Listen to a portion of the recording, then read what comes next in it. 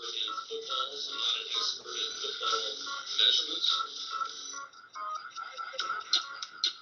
can't you hold on to football? It's so goddamn hard about holding on to it.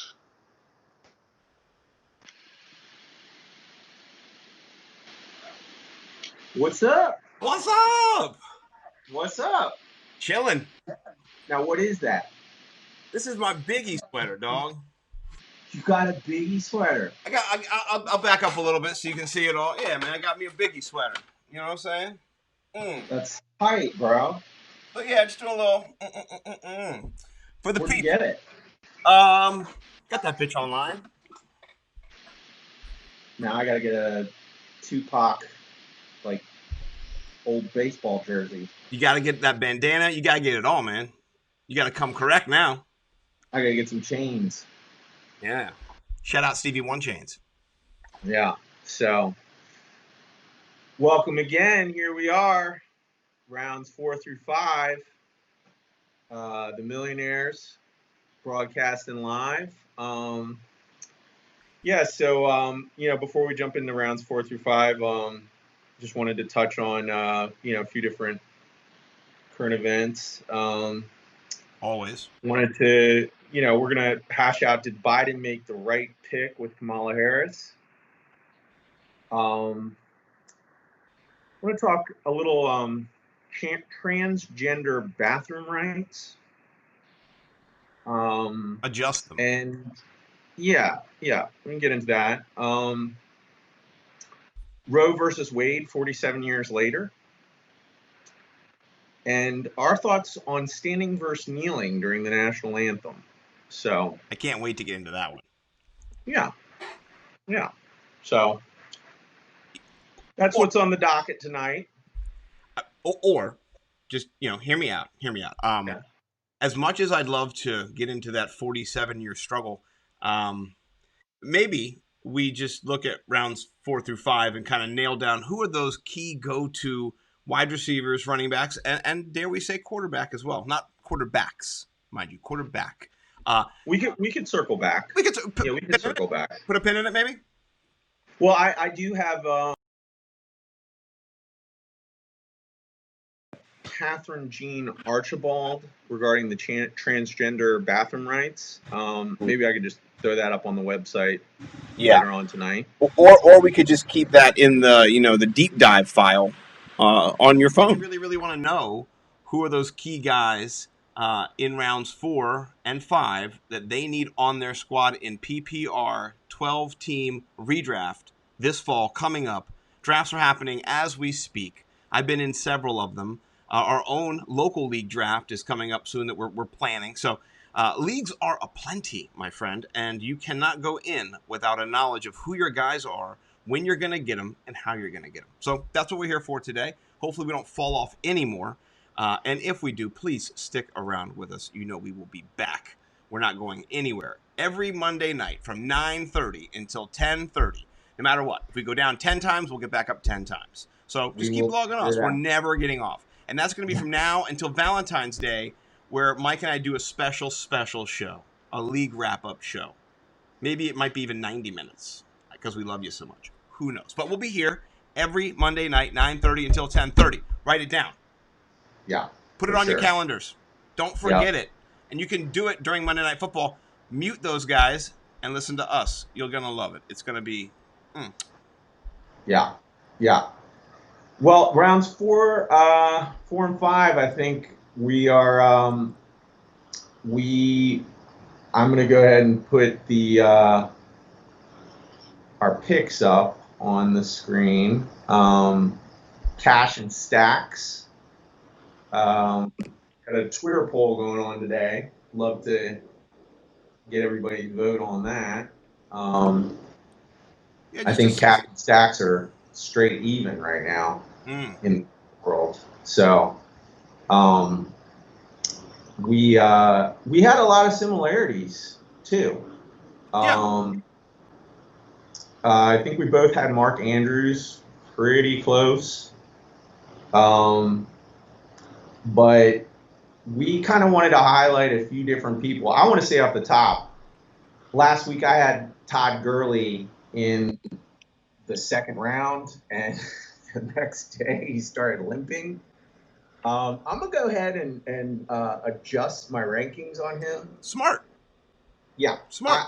And here's why. I honestly still I don't think that limp is that big of a deal, but this show is for heads, and everybody who's drafting is going to be aware of that limp. So he's not going in the second round. I put him at the end of the third round still. If you're at the turn, I would say he's there or beyond. I know Stacks ain't going to touch him. Well, yeah. I mean, here's the thing. If I hate doing this, and JJ Zacharyson had a Twitter article about this. He put on Twitter last week. He talked about it too a couple weeks ago. Getting handcuffs is really not the way to maximize value on your team. You're ensuring that maybe you'll get a positional value if someone gets hurt, and you carry someone on your spot, your roster all year to ensure that. So the idea of drafting Gurley would also want to grab a handcuff, which is kind of against my religion. And so I'm almost going to just go no on Gurley, because if I have to get Ito Smith or decide between Smith and then who the other guy is going to be, is Hill going to be the guy? They don't even know yet. And just monitoring that, and then you get the wrong guy, I'd rather pick somebody else and get a different, better value at that position. And I adjusted my rank. I'm not going to lie. You're going to notice that Juju Smith-Schuster is nowhere to be found on my third round ranks. I booted him to the fourth after our conversation and after I did a little soul searching. And I think the thing about this process for you, if you're listening, and for us as we're doing it, and every day you should be adjusting ranks. It's kind of a joke, on Twitter. We take a picture of A.J. Dillon's calves or his thighs or whatever. And whew, well, the Scott Fish had a tweet today where A.J. Dillon was in even shorter shorts than yesterday, and he was dap to Love, the QB, and it was a nice little picture. And Scott Fish said, when you see your calves go viral on Twitter, so you ask the trainer for the shortest shorts they have, because he looked like he was wearing Daisy Dukes. He wanted the whole world to see everything, and ranks were adjusted. But in all seriousness, data comes in on a minute basis. AJ Green, he didn't make it through practice today. People that we were talking about earlier, just between Mike, ranks have been adjusted, and Juju, I booted him. He got the boot. So I'm still, I'm standing on various hills in my rankings, and I'm still gonna advocate for Todd Gurley, because I believe he has an arthritic knee, and I believe that someone who has an arthritic knee, maybe it was cold outside. I mean, like, baby, it's cold. Gonna be stiff. They're gonna be stiff in hot Atlanta in the summer. Maybe it was cold outside. I don't know. I'm not an arthritis expert. You're not a doctor. You're not a scientist. We need to get us. I'm going to reach out to some docs. I'll reach out to Edwin from Fantasy Points, and I'll ask him what that limp signifies. Because here's what it does. I think you touched on a point. If you have arthritis, it's not an injury that's going to hamper you from performing anything. It's just going to hurt. It's just going to bother you. You're going to need a lot of ice. You're going to be inflamed. It's not. So if he can take it, then he can do it. And I think that what happened on their run to the Super Bowl is one of the worst things that's ever happened to a running back going into the playoffs. And in the Super Bowl, man, they owed Gurley that year. He was the number one player in fantasy. And it was like 2018, whatever it was. He crushed, and then he just didn't play. And for arthritis, you could see him on the sideline win. He wanted to play. And so I think now he's in a position. I agree with you. But man, does it hold up? We will see. Because there's games where he could not go on the field because he was in too much pain. So, yeah, we'll see. Yes, I mean, that's again why I'd still, I'd take him at the turn in round 4, is because, to me, the upside is still there. I'm saying that the rankings are being adjusted based on the rumors, and so you can wait on him, and there's going to be a lot of people like Stacks who are not going to go near him because he limped into practice. But I don't think that limp is really anything. I mean, it was like 2 seconds later I saw him dancing in another video, and they're like, what is it? So to me, the main thing that makes me, want to stand on my Todd Gurley hill is I think he's going to operate at, in the PPR world as somebody who is going to get, 70 targets, and I. Yeah. Can you still hear me? Can you? Yeah. Okay, good. I just accidentally, or whatever, my feed just dropped off of Periscope. Periscope booted me. So I'm back on Periscope. Sorry, guys, for people who. But I want to make sure you could hear me, Mike, because you're the most important person in the room. Okay. Yeah.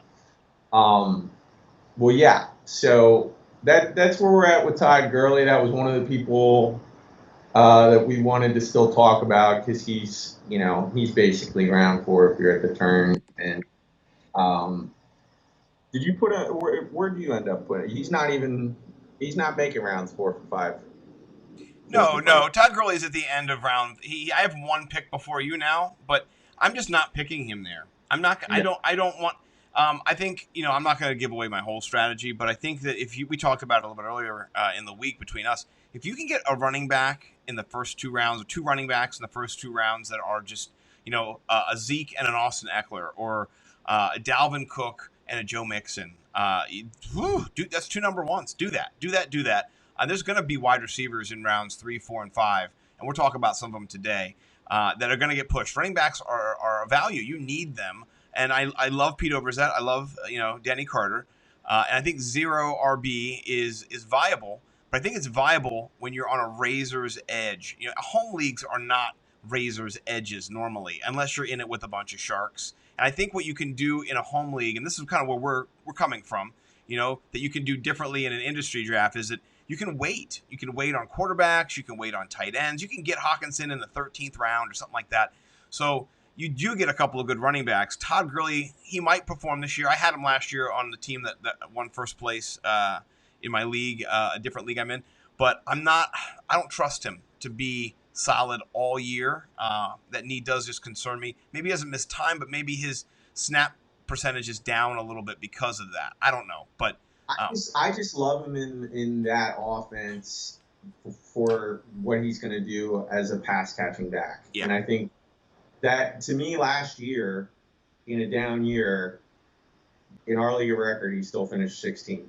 Yeah. So that's with the same. There's no new injury. Yeah. So I don't see why. And again, they were operating last year because they had invested all this money with him. That's why they cut him, was to save room in their cap. Yeah. And so Atlanta doesn't have any designs on that. I mean, I think they're limiting him during preseason. That's the word out of camp, but it's not or whatever, not preseason, whatever this is, Corona preseason, COVID time. Yeah. So yeah, I mean, they're, everybody's wary, but I to me, there's so much upside, and there's no new injury here, and he was 16th last year. So if he does better than that, now you're getting a fringe RB1. And, again, that's what we were saying is, with the value-based drafting, the idea that it's just crazy to me, the whole zero RB thing, because if let's 40 running backs or so will start, or, they're in a somewhat of a committee, that puts just such a higher value on running backs than any other position. And for me, if you're going to pick a zero strategy,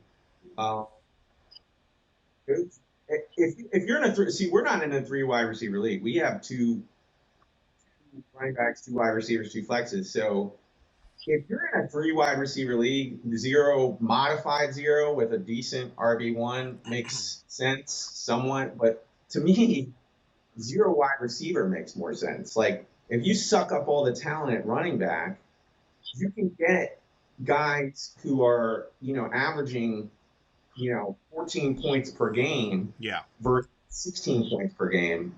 And that's why, in these rounds, I'm wide receiver heavy because now I'm trying to make up the difference. Yeah. When speaking of that, two of the wide receivers that kind of bleed over for me and you from round 3 into round 4, and so I want to touch on them before we get fully into the round 4 wide receivers, is Robert Woods and Cooper Kupp. I have both of them in the third round. Near the middle of the third round, I have Cooper Kupp at 308, and then I have Woods at 306. So kind of mid. You have Cooper Kupp at 310, and then you also have my guy Robert Woods at 401. So I'm a little bit, in on those guys a little bit more than you are right now. Tell me about why you're ranking Kupp where you have him compared to Woods. So I don't understand why Matthew Berry always talks about little Cooper Kupp because he's bigger than Robert Woods. I don't get it. Why is he little? He's 6'2". He weighs more than him. He's not little. And he was the number 3 wide receiver last year in the red zone. So, I like both of them. I think it's to me, Chris Godwin, Mike Evans, DK Metcalf, Tyler Lockett, Robert Woods, not so little Cooper Kupp. They're all coin flips. I am just going to stick with Cooper Kupp as the guy who catches the ball in the end zone. So I think he's got a little bit more value. But Robert Woods was number 8 in targets last year. So to me, Robert Woods I think he's one of those guys that, now you've got yourself, an upgraded wide receiver too, in that tier 2 that is going to get you, hopefully 15 points or more per game. Yeah. Well, I have both Cooper Kupp and Robert Woods at around 138 targets each, so 140 targets. And the thing that's going to kind of set them apart is touchdowns. You're right. I think one thing that Robert Woods did last year with those 8th ranked targets last year is that he was able to put together sustained. That was Jared Goff's guy. He was the go-to guy pretty much down the stretch. Every game he was getting double-digit targets or near double-digit targets. So, I don't know if that's going to be the same this year, but I do know that under McVay, this is how many plays they've run the last 3 years. So 972, which would be tops in the league in 2017, or near the top, and then in 2018 they did 1,027, and then last year 1,033. So these guys are getting over 1,000 plays, and the way that they do it is last year they had a 61-38 slant to passing, and so if you're going to pass the ball, I mean, I was kind of not even that bullish, but I gave Jared Goff 575 targets. He had over 600 passing attempts. He had over 600 last year. So I gave him a reduced amount. You're still getting tons and tons of volume for both these guys. I'm not a huge believer that Higbee and Everett are going to take all these targets away, and they don't have a back out of the backfield. Cam Akers is going to be good. He's not Gurley. So I think you're right, and Cooper Kupp is going to get more touchdowns. So I might have to adjust my ranks. What to say? I mean, Cooper Kupp was Robert Woods was number 8 in the league in targets. Cooper Kupp was 11. Yeah. So again, to me, these are like points. I want to have a Robert Woods or Cooper Kupp problem. Definitely. Yes. I mean, big time. Pick them both. You can get them on your squad. You have 2 bomb wide receivers. So yeah. No, I like it, and you also mentioned a few of the other guys that we want to talk about as well next, and that is Lockett and DK Metcalf. Those guys fit right into that discussion of teammates who are coin flips. Tell me what you're thinking. You have Lockett ranked a little bit ahead of Metcalf, both in the fourth round. So tell me about it. So it was very hard for me. Like, this is not a bet that I want to make. I have DK Metcalf's workout picture up on my screen right now. What is that? What is he? He's huge. What is that? Like, that's a human being, dude. I can't wrap my mind around it. Like, that guy, and he plays wide receiver. I mean, right. It just adjust your pants. Yeah, to me, I'm just going off of Tyler Lockett he's the red zone guy again. So he was number 2 in red zone receptions last year. I'm not going to move away from data like that right now. Right. So to me, again, DK Metcalf is going to be the number 1 wide receiver in Seattle. Maybe this is the year. Based on his workout picture, it is the year. It's the year based on just the picture. It is based on the picture. It's just Tyler Lockett's just such a good route runner, and I think him and Russell have, like, there's a deepness between those two guys. You know what I mean? Like, all the Russell Wilson trends lately, you could have done that for Tyler Lockett too. Like, like Russell Wilson only pees on fresh urinal cakes. Yeah.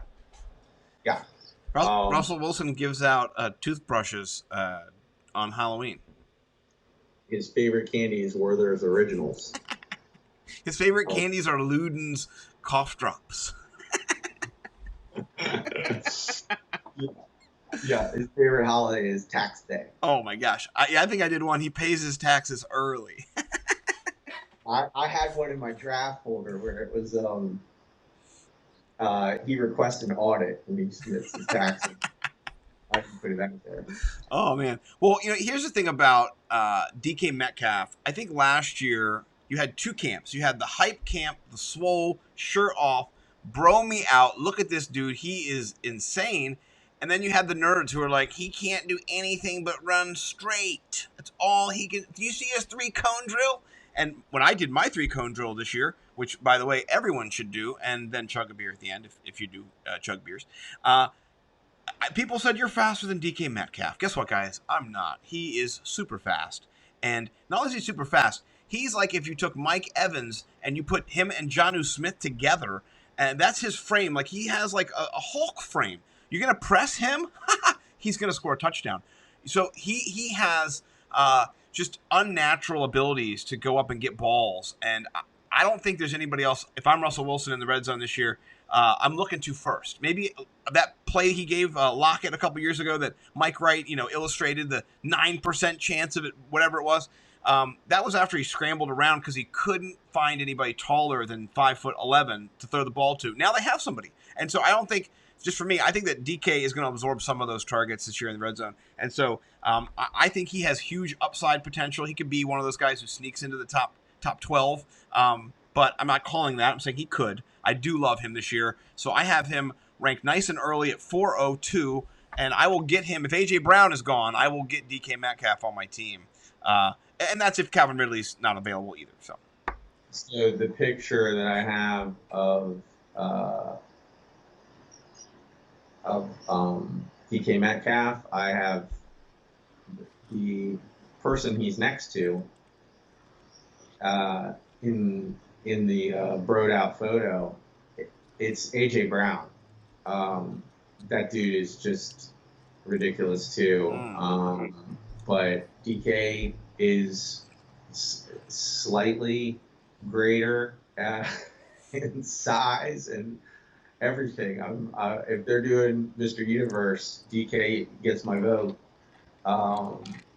But yeah, I don't know. I think Tyler Lockett to me is still. I've had times in the past where I'll move people off the mountain too quick, and again, they're not far away in my rankings. I have them close, but I think Tyler Lockett still has the quickness factor that it's he'll probably still end up slightly ahead of DK Metcalf. But yeah, man, I bought into all that stupid hype last year too, and I wish I hadn't. So I mean, he's expert consensus rankings, ADP. He's we've got him, in the neighborhood where a lot of people have him, and I think he's a great pick there because if he's your wide receiver too, he's going to have games where he gets you 30 points. He's going to have big games for sure this season. Yeah. So I agree with you. I think Tyler Lockett presents more of a consistent play, even though his efficiency over the years has been off the charts. I think he doesn't get a lot of targets, but he does well with his targets. We'll see. I think that's a good between us. By the way, on our website right now, if you go to thefantasymillionaires.com, please do go there and look under the fantasy toolbox, or you can go under podcasts, listen to this podcast when it comes up tomorrow, or other podcasts we've had. Under the fantasy toolbox, though, you're going to see cash and stacks ranks. That's where you can look at our ranks. At the end of this process, I will add a third column that is kind of like the average of all of our ranks for your draft. So you kind of want the stack on top of the cash, a little something together. We're going to average those out for you so you can kind of get a medium. And so DK Metcalf in that range, I have in the beginning of the fourth, even kind of near the end, he'd be in the middle of the fourth, which I think that's where he is right now for most people. And it's who you want to get in those rounds. Some people are trying to get Odell Beckham Jr., and I hope they're in my league. And, I hope they take him right before me, and then I hope I can get DK Metcalf. Right. Yeah. I mean, to me, it's again, the other thing that's so great about these wide receivers is Russell Wilson. In terms of accuracy, I think he might be the most accurate quarterback in the league. Scrambling for sure. What's that? I think when he's scrambling for sure, he's out of the pocket or he's moving around, he's deadly. He's very deadly. He pops just like these most amazing plays. I forget what it was, but I think it was on ESPN. It was like a Pro Bowl event where it just showed him, being able to just hit like tennis balls on top of like big, tall, like cones and, where, bullseyes and all that stuff. He's ridiculous. I mean, he's just so incredibly accurate. So both those guys to me are I think they have great seasons. So awesome. So yeah, I know you wanted to get into a little bit of AJ Brown talk. You finally give that dude the respect he deserves, who played on the same team as DK Metcalf and is somehow continually been a better wide receiver than that dude. Doesn't make sense to me, but well, I think he has more of the overall abilities. Not that DK Metcalf doesn't have, but his game isn't as much brute force. He does have that, by the way. He's strong. You could watch in those runs last year after he caught the ball. People weren't pulling him down. But I think he's a great route runner, and I think he also is coming into his own when he creates a lot of space, and that gives him, first of all, he's going to get all of the targets this year because Corey Davis isn't even starting the season healthy. So that's going for him right there. I have him at the beginning. He's the first pick in the fourth round. And so I'm 2 picks after you. He could definitely get moved up, and Gurley or Chris Carson could get bumped down.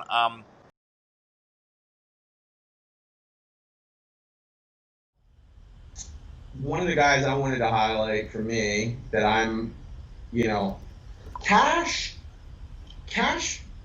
rules the world. He'll move players up when he doesn't understand ECR on stuff. I don't understand ECR on Raheem Mostert. If the experts came out and told me to draft him in the second round, I would draft him in the second round. I don't get why people are saying he's a 6th round pick. They almost won the Super Bowl just handing that dude the ball 100 times. Give me Raheem Mostert in the 4th round, dude. I don't understand it. I like him. I have him a little later than you do. I don't have him up as high. I think the thing that we don't know about with Shanahan is almost like a little Belichick in a way. Last year, if you remember Ian Hartnett's famous helicopter, it flew in one day and it said Tevin Coleman is going to go crazy today. And I think he ran for like 3 touchdowns. I mean, it was amazing. It was like the best helicopter he picked all year. And then like 2 weeks later, he didn't play. And so yeah, he got nicked up. People get banged up. I mean, he didn't play. He got hurt before during the playoffs, and so he has McKinnon's back this year as a pass catching back. I just don't know what Shanahan's gonna do. I think in all of these uncertainties, I think Raheem Mostert presents as a 4th or 5th round value. Could be even more, right? But I like to wait on it because I think you can get him later. And so I think that the difference strategy-wise between me and you a little bit is I like to hold, and like see if I can get my guys at the best dripping possible value. And Mostert might be a guy in our league who does get kind of left behind. Maybe you pick him up in the 5th. But if you really, really want him and you have to have him and that's your guy, get him. That's the thing about it. You get your guy. Yeah. That's what you do. This is fantasy football, right? You play in our league, so you're not going to get him in the 5th because I'm going to get him. Right. Well, I'm not going to try to take him from you either. I think it's a great value, and you're not near me in the draft, so it's not going to be a problem. I want him on my football team, and I might the rankings that I have right now. It's all subject to change. I just think Raheem Mostert, if you look at what he did last year, he had 10 touchdowns. Yeah. It's a lot. It's the offense. Do you think there's going to be any regression there? It depends on the opportunity. This is the thing. In all these, Raheem Mostert's not a great running back. You know what I mean? He's in a great situation. I watched all the 49ers games at the end of the season last year. I was tuning into that guy, and he sure looked great. He sure looked better than Tevin Coleman. I mean, they'd run him back to back, and he'd get 30 yards, and Tevin Coleman would get like 4. I mean, that was happening again and again.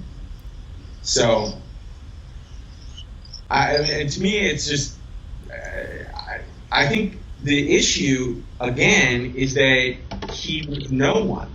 Yeah. He was no, and he just came out. He was a special teams guy, and all of a sudden he bursts onto the scene, and he just looks phenomenal. So to me, that's why ECR has him so low. Is because, like you said, you have Shanahan, does like to mix it up.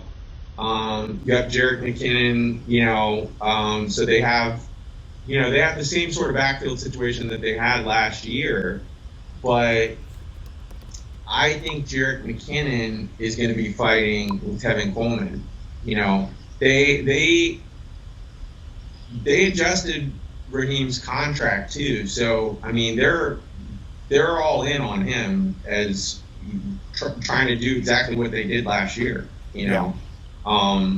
Which to me, if he ends up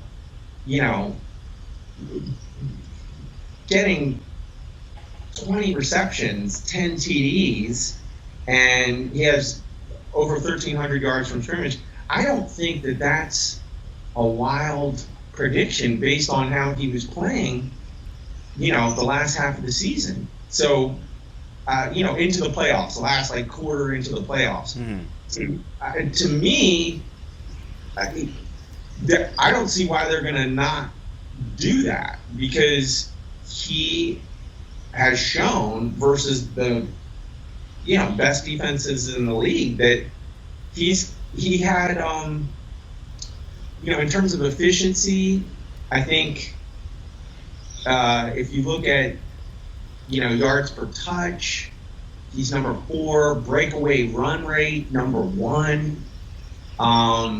That's a good stat. I like the breakaway run rate. I'm not going to say I don't think he's a good player. I think what the caveat is. Some of those holes that he's going through, though, are Shanahan's schemed holes, just like Alfred Morris, just like Devonta Adams not Devonta Adams, Devonta Freeman in when he was the OC for the Falcons. So I think I'm not going to crap on Mostert. I think Shanahan does this. He finds running backs who fit his scheme and he exploits them. So you're right, but I also Tevin Coleman, you could get him in the 12th round and he's a great value compared to where So I might get them both in this situation. I might get them both. Yeah. I definitely think Tevin Coleman is definitely worth rostering. Yeah. So, especially in this year of our Lord of COVID. Right. Get all the running backs. When there's committees, you get the second guy on the committee. I just don't think it's going to be as much of a committee. I think he's going to be used as the running back that runs the ball, and I think the guy who runs it. That's good. You need that. Yeah, and they've shown that they can run the ball. So just a bit. So I mean, to me, Raheem Mostert is somebody I'm looking at in the 4th round, and then the other guy I bumped up that I also don't understand why they're putting guys like David Montgomery ahead of him. David Johnson, Mark Ingram is Devin Singletary. I like Devin Singletary this year. I think he, whenever you're on a team where there's a mobile quarterback, I think there's value there that's still, there's still not really like a metric to sort of evaluate it on. But if you look at quarterbacks that are mobile, the running backs benefit. And, Josh Allen is one of the more mobile guys in the league. So I think that opens things up for Devin Singletary. And, last year he was dealing with injury and he didn't get a full season. But to me, this year, he's going to be that really nice RB2 that you can get. And that's why I'm putting him in the 4th round because, essentially you're trying to, build, 2 strong wide receivers, 2 strong running backs, or depending on who's available, maybe you're 3 and 1 away. But I like him as a second RB. I think he's going to end up averaging over 15 points a game. So that is officially the Ralph Macho's take. Yep, that's my take. I like it. I'm concerned. I'm concerned about Moss coming in there and stealing goal line touches and stuff like that. I mean, that's kind of what his shtick was. I'm a little concerned because last year in that offense, he was a rookie, but last year in that offense he rushed. This is Singletary rushed for 2 touchdowns, and he only had 2 receiving touchdowns. So if he's gonna be in that over 220 or whatever range, he's gonna have to get touchdowns. And it's going to be an interesting offense. Josh Allen is not accurate. He is not an accurate quarterback. So I think Josh Allen last year he had. I mean, you want to know how many touchdowns he had rushing? He almost had double-digit rushing touchdowns. He had 9 rushing touchdowns last year, and the year before he had 8 rushing touchdowns. So that's 17 rushing touchdowns from a position that normally does not get rushing touchdowns. Unless you're Cam Newton or Lamar Jackson or Mike Vick. So, I'm just a little bit hesitant on him. I want to see what the backfield kind of plays out and what it looks like with Moss because, Singletary had a 5.1 yards per carry average, which is great. That's a great as a rookie. That's awesome. And so I don't think they're going to go away from him completely. But you don't draft Moss, in those earlier rounds to not have him play. So I think they want to play them both, and I baked that into my projections, and in my projections I have Singletary for around 190 carries and around 50 targets, and then Moss I have for about 130 carries. So not even that much, but taking 40, 50 carries away, that's points. That's points being taken away. So we'll see how that plays out, but I like that you're targeting an offense that is getting better. It's got Stephon Diggs as well, and so it's not an offense that is going the other way into the toilet. So, yeah, definitely. Again, I just think I think last year he ended up not getting a full season, so I just think guys like David to me they're all in the same tier, Yeah.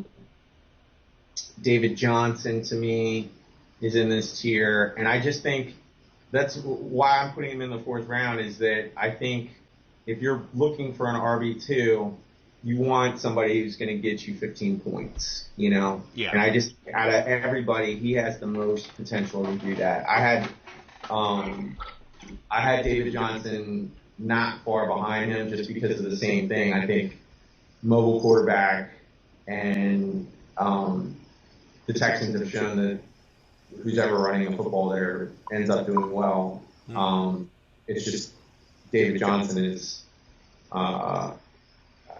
what a headache he's been for fantasy owners over the last few years. So I'd rather bank on somebody like Devin Singletary. So I put him in the fourth round, and then I had Mr. Johnson is my 5.01, but Yeah. I dropped Montgomery down a lot.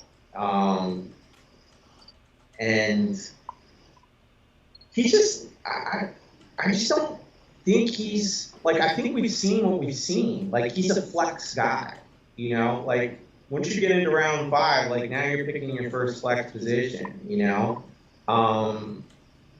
our league, if it's 3 wide receiver, I mean, you're not, but we have 2 flexes, so to me he's a flex guy, and he'll be okay, he'll I think he's appropriately kind of considered there, but I think a lot of people have those guys. I think their projections are reversed. I think Devin Singletary should be getting bigger projections by the experts. The expert thinks so, at least. Well, this is one of the experts that kind of really matters. So since you're one half of the Millionaires, I'm going to go with that. Yeah, good call. But Bo wanted to chime in. He said, and earmuffs, by the way, for everybody right now, because Bo said F DJ. He did not like David Johnson, which is understandable, right? When you said a lot of owners are not happy with him over the years, Bo chimed in on cue. He also said DJ's corpse will not even get over 1,000 total yards. So I think I have him in there as a pity throw in there to experts, but I'm not going to have David Johnson on my team this year in redraft. It's not going to happen for me unless he falls to the 7th round, and then maybe he's my RB4. But I'm not going to be having it. David Johnson will not be on my team this year. I put him at 5.01, and so one of the ways that I'm building my ranking, and I'm putting this out there in the fantasy universe, is that I'm trying to build 12 perfect squads. So if I have, the way I'm ranking it, if I have CMC, Mike Evans, Kenny Golladay, DK Metcalf, I'll roll the dice on David Johnson because I have CMC, Right. And then if he ends up, doing what he, could do. I mean, last year he's so bipolar on the football field now. It's so weird. You'll see highlights where he looks like, 2014 David Johnson or whatever year that was, when he was just he got 10 points while he was lacing up his shoes. Like, you'll see flashes of that, but then he just doesn't, he just runs right into the tackles and then it's over. So I don't know.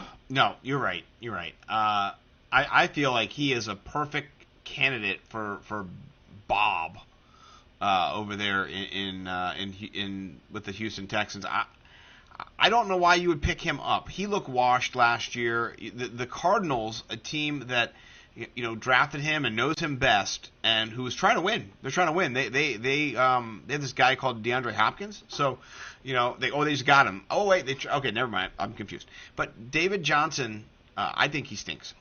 That's what I think. I think he stinks. So. I don't know what else to say. I'm not a DJ fan. I'm only going to draft him if I have CMC. You know what I mean? And I like how you're setting up your draft. I'm doing mine a little differently. I'm drafting, or I'm looking to build my teams based on how the other people in my league draft, who's available, the value that's there. And I do want to go after running backs more so early on in our league. I normally do that anyway in our league, not a big secret. In the BFFs, the Barely Facebook Friends League that we're in with all of our friends.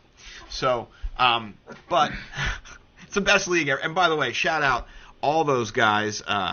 We're going to do a live stream of our draft this year. I'm just going to put this camera up wherever we are outside at Mike's house and just let it go or something like that, or put together maybe a Big Dog's Gotta Eat style draft day video, because it's the funniest thing. We're not even funny compared to our league mates, who are just the funniest two guys I've ever been around at all, ever. Yeah, so. Sure. One other guy I think we wanted to touch on before we got to 3 tweets was Dak Prescott. Yeah. He is both of ours, the Millionaires consensus, third QB off the board. Yeah. And again, I've seen so many experts put him at like 7 in terms of quarterback rankings. Yeah. There's 4 better, 6 better. Obviously, you rule out Mahomes and Lamar. So I don't understand 3 better. So I don't understand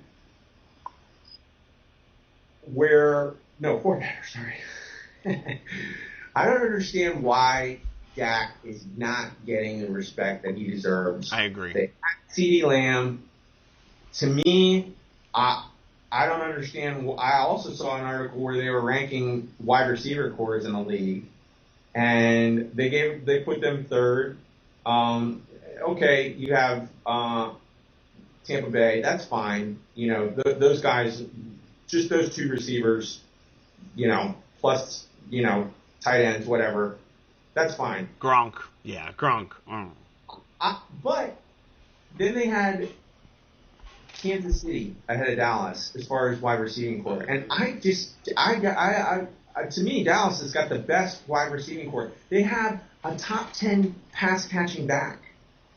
They have Blake Jarwin, right, and that trio. Why is he not going to do as well as he did last year? I don't. Yeah. Please explain. Yeah, I can't explain it to you because I'm all in with you. We're on the same ship, and we're sailing to a championship with Dak Prescott. It really, if you can get him in the 5th round in your league, that's like stealing, I feel like. And honestly, I'll tell you what I'm going to do right now, man. If I do get him, I'm going to pair him with CeeDee Lamb. I'm going to pair him with Michael Gallup. Or I'm going to pair him. I'm probably going to get Amari Cooper. I think Amari Cooper is the guy who is to fade. Out of those 3 receivers this year, I'm fading Amari Cooper. I think I have him in the 4th round. You have him a little bit in the 3rd round. I love CeeDee Lamb. I love CeeDee Lamb. I love CeeDee Lamb. I'm going to say that right now. He's not going to get the target share or the volume unless one of those other guys gets hurt.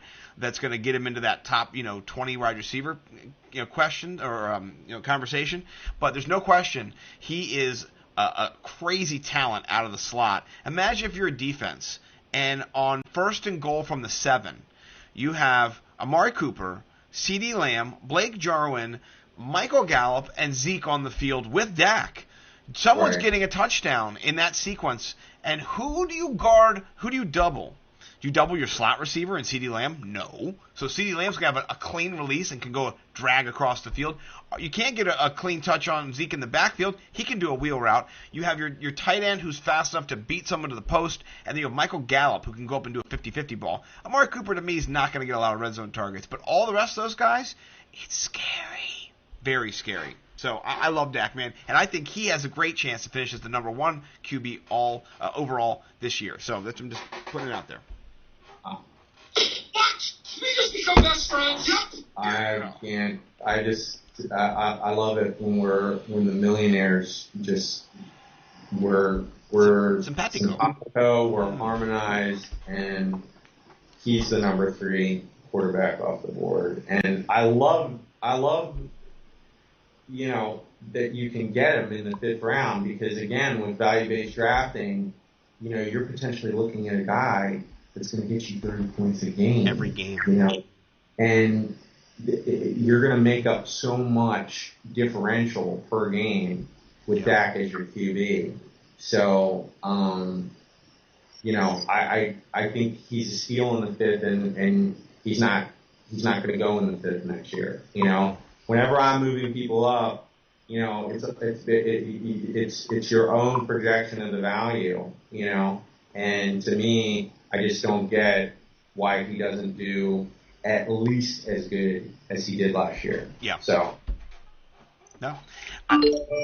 I think it's a great segue. By the way, Bo is chiming in. If you don't know Bo McBigtime, and you haven't followed him on Twitter, please follow him, and then follow me, and then follow at the Ralph Macho.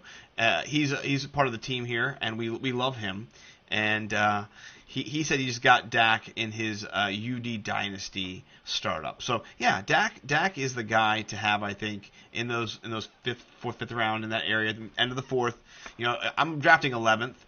I don't think if I think the 12th guy, the guy picking 12th is going to take a quarterback. I don't know if he's going to do that, but maybe I'll step up and get him in the 4th. But around the turn on the 5th, great way to end. You know, if I'm able to go something like Miles Sanders, CEH, Calvin Ridley, and then Terry McLaurin, and then get Dak. Oh my gosh! Like I'm just doing somersaults in my league. So hopefully that's the case. Bo knows hot sauce, and Bo knows good quarterbacks. These are facts. These are facts. All right. So speaking of facts, let's go to Twitter, where all the fun facts live forever, unless you delete them.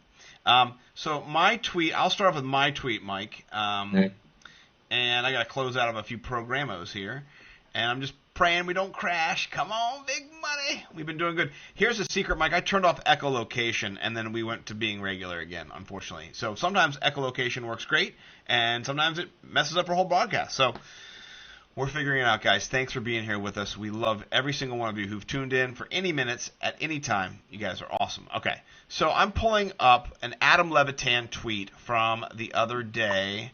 My guy went through, I'm going to say, one of the worst experiences I could think of as a dad. So, it's not something that we have to sync up and share simultaneously. Okay. So, you can share it whenever you want. I'm going to share my screen now, and then I'm just going to read it so people can watch it on Periscope right now. Here's Adam Levitan's tweet. He said, my 2-year-old was having trouble sleeping last night. I have a 7-year-old who was 2. I have a 9-year-old who was 2. I understand that. Makes total sense, right? Kids having trouble sleeping. So I lie down on the floor in the kids' room. Makes sense. You're on the floor. Maybe the crib's there, the bed's there. You're helping them out. The next sentence is what just makes this a banger. And it says, woke up to my 5-year-old peeing on me. Yeah. And then there's a picture of Phillip Rivers going, doing that deep breathing exercise he likes to do when he throws an interception or something. I don't know. But I thought that was worthy of being thrown on here. First of all, I love Adam Levitan. Shout out. Everybody over there established the run. But also, just like the audacity of that. Like, I'm so glad I don't have boys. Like, if I woke up to my son pissing on me, I'm probably going to smack him. I don't have a son, so I'm not going to. That's not happening. But, yeah, you don't piss on somebody. Like, you're not R. Kelly, dog. That's crazy. Allegedly. Dude, my son's 3.5, and he pees all over the place sometimes. I mean, it's like it's hard for the little guy to aim it. He's just rocket launching that thing all over the place. And we've tried to do stuff with Cheerios, but then you have to so he can aim it, but then you don't, I mean, I guess you got to keep a bowl of Cheerios in all your bathrooms, and then you just have to go around and reload. So, yeah. At least your son is 3. Guy's pain. I know what's up. Well, his son's 5 though. That if you're 5, that kind of feels like an FU. Like that. It always feels like an FU, even when they're 3. I came in one day, and he was over. We have a playroom, and we have these little bins, that are all organized, and one bin's for his Legos. And I come in the room, and he's got his penis just all up in his bin, and he's just lighting it up. He's just pissing all over the place. And I'm like, what are you doing, dude? And he's just like, he'll just hit me like, oh, sorry. Oh, my bad. Oh. Yeah, that's what he says. He'll just like, yeah. He said, I swear, he goes, yeah, sorry. And I'm like, no. Yeah, do I need to light you up, son? He said, these Legos have piss all over them now. You don't just whip out your dick and start peeing on your Legos. I'm sorry. Oh man, I gotta tell you, as a man for 41 years, I don't. That doesn't happen. That's never happened to me. I'm so grateful that I was never a wild cock, and I've never been a wild. There's some guys just wild cocks, and that's not me. I am a calm cock. But your son sounds like he's a straight shooter, and he's going to take over the world, and I just don't want to be underneath of him when he does. So. Yeah. Well, you definitely don't want to be in his Lego bin, that's for sure. Hey, when we come over to play, when COVID's over, I'll tell London and Adelaide not to go anywhere near the Lego bin. It's clean now. I know. I'm kidding. I'm kidding. Yeah, but, I mean, who knows how clean. Put some snacks in there, guys. Throw some... Part of my whole method of cleaning up after things like that is, when I read the potty training book, they try and help parents out by just saying, hey, pee's not dirty, pee's clean. So you're just like, well, I guess it's clean. I'll do my best here. You and Bear Grylls drinking piss. All right. I mean, you can drink it. It is sterile. So here's how you drink piss, by the way. I watched the Bear Grylls episode. Right. I tell your girls to stay away from that Lego bin, yeah. Yeah, I'm telling them to stay away. We'll circle back to how to drink your own piss in another episode. Or watch the Bear Grylls episode. So. All right, so my tea is by Pat Thorman. Love Pat Thorman. Boy, yeah. He's hilarious, great fantasy follow, and he came out with this one today. Then put your little hand in mine. There ain't no hill or mountain we can't climb. Babe, I got you, babe. Okay, campers, rise and shine. And if that is not what we are, that's from Groundhog's Day. And that is what we are living in every single day. It is Groundhog's Day. 2020 is Groundhog's Day. So I thought that was tight. I loved it. That is super tight. Pat is deep on so many levels. And what's so interesting here is we didn't even intend to do this, but I shouted out Adam, you're shouting out Pat. They both work at Establish the Run. So, nice. Yeah, great people over there. We like them. They're smart and they're funny. And they're thoughtful and intelligent and probably some of the best fantasy football people around. That's a high quality tweet. So yes. It makes 3 tweets. Wins 3 tweets. It wins. It wins 3 tweets. So whenever I bump into people, I say, oh, how you don't know? It's Groundhog's Day. What would be so tight is if somebody just sang that song, But like, you'd have to be, a big Groundhog's Day fan, which I am, to get it. Yeah. So you can't just scare your neighbors by But if I said, "What's up, man? How you doing?" and they started singing that song, I would say something similar to What? We just become best friends? Yep. something like that. Yeah. Yeah, that's one of my favorite movies. I think I love the commercials they did during the Super Bowl with him and the new updated gopher and everything. That was great. I love that, and I love how he's still killing himself in the commercial. It's, That's definitely one of the best movies ever. yes, And yes, as far as comedy go too. yes. I mean, if I had to sit down and rank top 5, I can't see how not to put that in there. You can just watch it again and again. Yep, yep. Now, Puxatawny Phil will never get old, and it's just a lens through which I see the world now that I never saw before. So, thank you, Bill Murray, and I think his brother is in there. His brother, I think, is the mayor who pulls the gopher out of the hole, and I think all the Murray brothers are probably extras or weirdos or guys at the diner or whatever. There's a bunch of Murray brothers, so shout out all of them. I didn't know that. There's Murray brothers, but they're like the politicians. No, they're like the Baldwin brothers. They're like actors, but not as good. Like in the movie, they play like yeah, I'm pretty sure. They're not playing the mayor. That's not his brother. No, They're maybe like up there on the podium with I them. thought so. Yeah, I thought there was. Maybe I'm wrong. I thought that's an interesting factoid. I appreciate I'll look and see. I might be spinning crazy BS, which so well. I'll tell you what happened is I watched a bunch of movies and saw a bunch of characters, and then later found out that some people that were his brothers and stuff, and so I don't know which movies that they were in that I was like, maybe it's Caddyshack. I think one of his brothers is the guy who runs the clubhouse in Caddyshack, and I think that guy is also in the movie as the mayor. I think he is. So I'll go back and check my IMDb and make sure I'm not just spitting some fake BS. But I do know there are lots of Murray brothers, and they are funny, and I love that movie as well. So I think you win. Pat Thorman wins. Sorry, Adam. You got pissed on. You don't, like R. Kelly said. I'm not winning this one. So. Yeah. In the words of the infamous R. Kelly. All right, yeah. So I have as my winner tonight. I wasn't sure if I was gonna win, but I have just a simple picture of this is from Super 70 Sports, another good follow on Twitter. Mm-hmm. Gordie Howe getting suited up at age 50.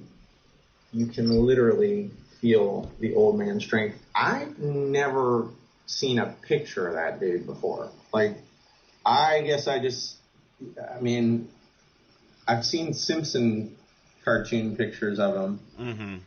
That's what that guy at 50, look at that jaw, dude. That's a man right there.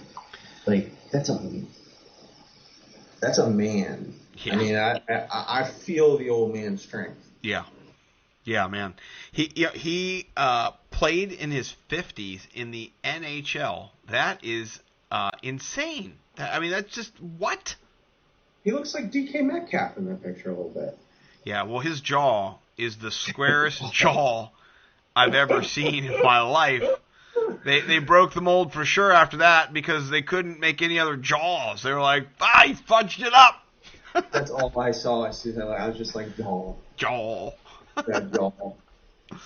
Oh, that's a great picture, man. God bless Gordie Howe. May rest in peace. What a beast. Yeah, I like it. From two fantasy millionaire beasts to one of the greatest hockey players ever. This has been a fun episode, except for our technical difficulties, which we will get fixed, folks. Promise you. Yes. It will not happen consistently. We'll make the changes we need. Here's the great part. We're not going anywhere. So if you miss us and we're off for a second, we'll be back. We'll be here. What time is it? 10:04. Our podcasts are supposed to be an hour and a half, but we've been spitting them out at an hour, and we've been spitting them out at an hour and 15, hour and 20. So we'll get better at this, but I like talking to you. We normally do this with no one watching, so we might as well do it with an audience, and you guys can get a little bit better at fantasy football, and hopefully you're entertained as well. Come back next week. We're going to do rounds 6 through 8, help you get your starting lineup, and the following weeks we'll do 9 through 11, and then 12 through 14 to wrap it up. Yep. For draft season. Yeah. So yeah, man, come back next week and take our picks and just murder everyone. Yeah. Yeah, that's how I'm gonna do it. Yeah. All right, brother. How many air horns? This one doesn't even get an air horn. It gets this. It's a triangle. That's somebody's software getting canceled. I want to say one other thing. Out of my face. I'm gonna roundhouse your ass. I'm gonna roundhouse your ass. All right, everybody. Peace. Peace.